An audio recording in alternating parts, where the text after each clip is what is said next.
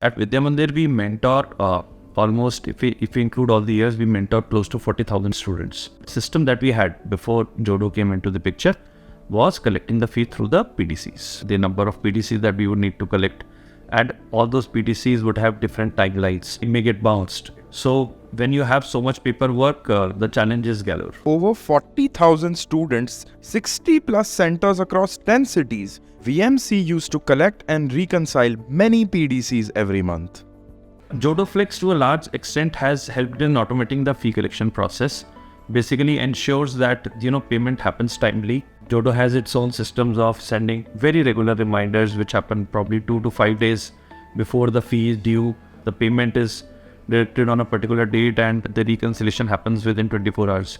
So it is working like a charm for us. If you are a large school, college, coaching or edtech collecting fees via checks, cash or NEFT, book a demo with Jodo today.